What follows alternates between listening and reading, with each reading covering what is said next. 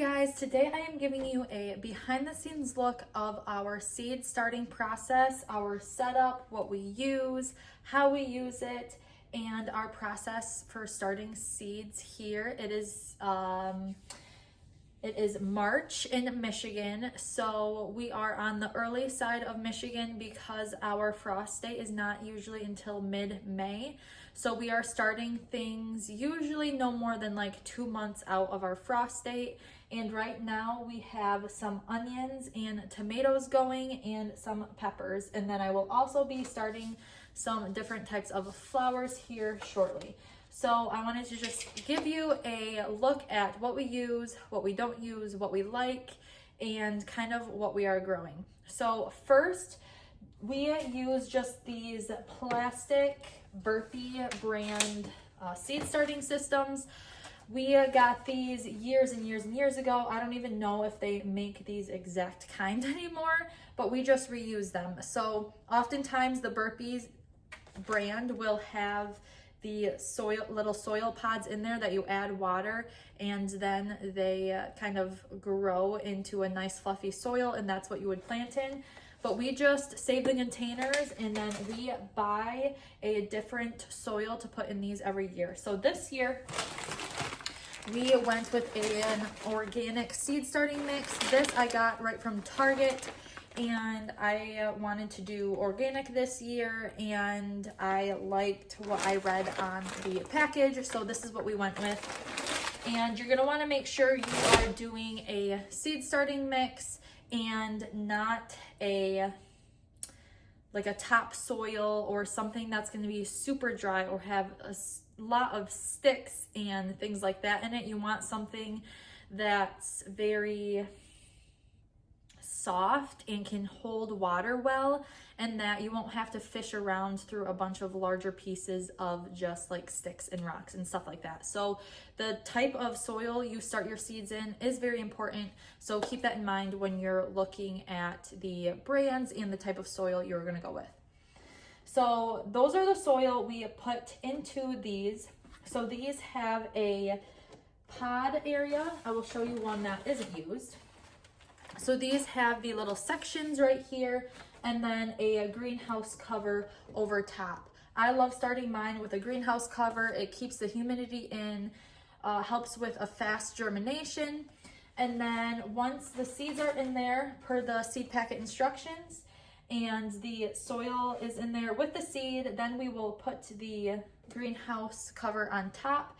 And then I always, just to get them started, lay the light right on top of the greenhouse cover, because as they grow, you want to slowly raise your light to where they are at. So right now I can just plop them right on there, which makes it super easy.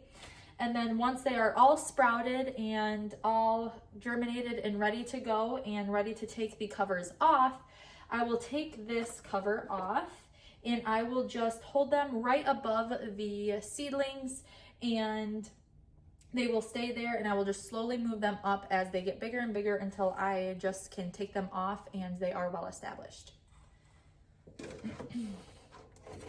As for the lights, these lights are Speed Plant brand. I will link them down below. I just got them on Amazon, and this is our second or third year with them, and I really liked them. I like how they have the like little adjustable dome around the top, so you can make them, you know, really spread out or really focused on certain plants. And then they also come with little brackets to help hang when they get to be taller, and it comes with everything you need to set up a good grow light system here. As for watering, while they are in here, the greenhouse cover will help keep the moisture in, but I still do check them every day to see if they need water, and if they do, I will take my just water sprayer here and I will go in and just spray some water on there, because as your seeds are starting to sprout, they need to stay moist to actually germinate, and they need to have that water readily available. You don't want them to dry out at all when they are so tiny or haven't even sprouted yet. So you want to keep that water, moisture, humidity right inside there for quite a long time until you are able to take that greenhouse cover off and they are well established. The last thing is what they are on. So this is actually something my husband just built with some extra wood that we had from the greenhouse we built out back. So he just kind of rigged this up, and you can do something like that, or you can get those wire shelving units, which are really nice to like connect the brackets to your lights and then zip tie them up. I can't zip tie them here because it is wood. So what I have to do is I either have to like stick them up or I have to string them up around. So those wire shelves are really nice, but not a necessity. Use what you have. I've also just put these in our windowsills before, work great too. And then, oh, for the lights, for how long you should keep them on, you're gonna wanna keep your lights on, I would say about 12 hours. That's what I do. I've never had problems with that. I will put them on when I wake up in the morning, probably around 7 a.m. And then I turn them off when our kiddos go to bed around 7 or 8 at night. And that's kind of the system that works for me. Really, at this stage, the more light, the better, the quicker they will germinate. And then once they're more established and the domes come off and you don't have to worry about the light as much, then you can slowly transition them into having kind of outdoor sun, outdoor weather. So when your seedlings are ready and you are past your frost date, you can then move your seedlings outside, but you're gonna wanna do so slowly. So you're gonna start with like a half an hour day outside, then bring them back in, then an hour, and then 2 hours, and then until they are fully adjusted to all of the sun, the wind, the elements of the outside, then they can permanently go in the ground and they should be good to go, and you should be set up for some successful planting.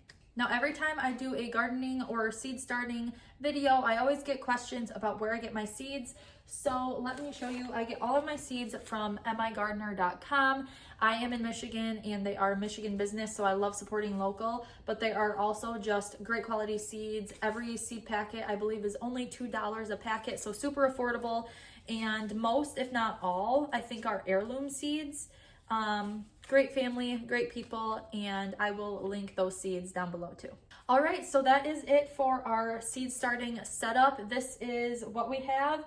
As I start planting more, I will just build on these next shelves, adding more lights, adding more containers and domes, and it will go from there until spring, and we can direct sow some of our plants too. So I will show you that process when that time comes, but it is a couple months out yet.